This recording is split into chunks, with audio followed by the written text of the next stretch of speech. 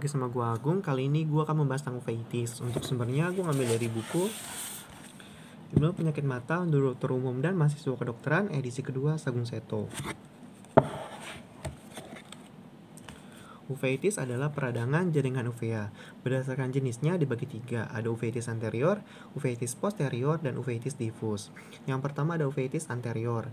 Gejala subjektifnya sakit di mata, sakit kepala, adanya fotofobia, dan lakrimasi. Untuk gambaran klinisnya ada injeksi silier, adanya presipitat keratik, adanya flare, serta sel dalam bilik mata depan, serta ada endapan fibrin pada pupil.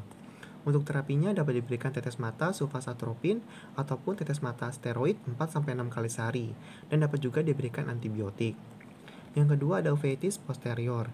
Gejala subjektifnya adanya penglihatan yang kabur, melihat lalat berterbangan yaitu flutters. Untuk gambaran klinisnya, awalnya lesi pada fundus, dimulai dari retinitis atau choroiditis tanpa komplikasi. Untuk terapinya tergantung dari penyebabnya. Yang ketiga ada uveitis diffus, keluhan dan gejala gabungan dari yang tadi. Terdapat 10 jenis. Yang pertama ada retinochoroiditis toxoplasma. Untuk gambaran klinisnya adanya bercak putih pada retina. Untuk gejala subjektifnya, mata kabur, lebih sering mengenai satu mata, tidak merah dan tidak sakit. Untuk terapi yang dapat diberikan adalah kombinasi pirametamin dan triple sulfa. Bila terjadi peradangan berat, maka dapat diberikan anti radang. Yang kedua ada toksokoriasis mata. Gambaran klinisnya tampak keluhan peradangan mata, terlihat strabismus atau penglihatan yang kurang, atau ada leukokoria. Untuk gejala subjektifnya unilateral, lebih sering mengenai anak-anak, dan adanya gangguan visus yang berat. Untuk terapinya dapat diberikan antiprotozoa bila toxocara masih hidup, dan dapat diberikan anti radang. Yang ketiga ada retinitis sitomegalovirus. Untuk gambaran klinisnya terdapat katarak kongenital, atrofi saraf optik, parut retinokoroid, dan eksudasi perivaskular retina.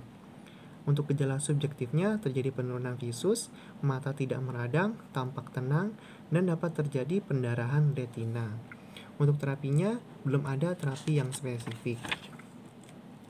Yang keempat ada retinitis candida. Gambaran klinisnya lesi bilateral pada retina berupa bercak seperti kapas yang disertai sebukan sel radang dalam vitreus di depan lesi retina. Lesi lebih dari satu dan melebar. Gejala subjektifnya terjadi penurunan visus dan adanya bercak yang mengambang. Untuk terapinya dapat diberikan amfotirisin B, flucitosin, miconazole, dan dapat dilakukan vitrektomi.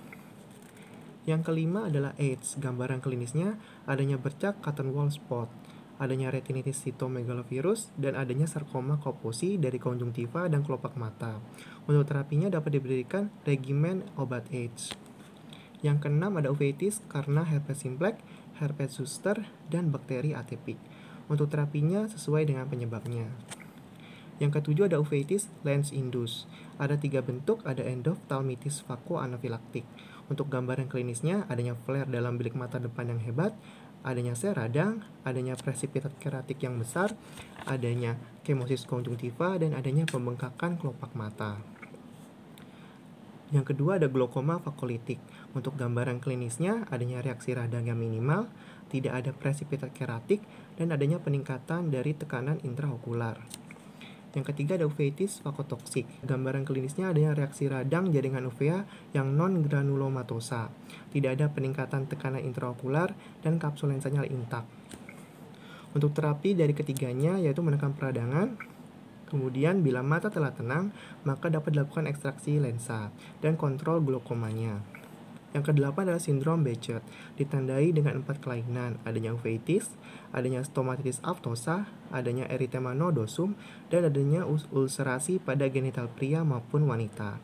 Biasa mengenai usia 20-40 tahun dan lebih sering terjadi pada pria. Untuk terapinya dapat diberikan klorambusil. Yang kesembilan adalah sindrom Vogt-Koyanagi-Harada, yaitu uveitis yang disertai dengan kelainan saraf pusat. Untuk terapinya dapat diberikan kortikosteroid sistemik, periokular, dan topikal. Yang ke-10 adalah oftalmia simpatika. Gambaran klinisnya hilangnya daya akomodasi serta terdapat sel radang di belakang lensa.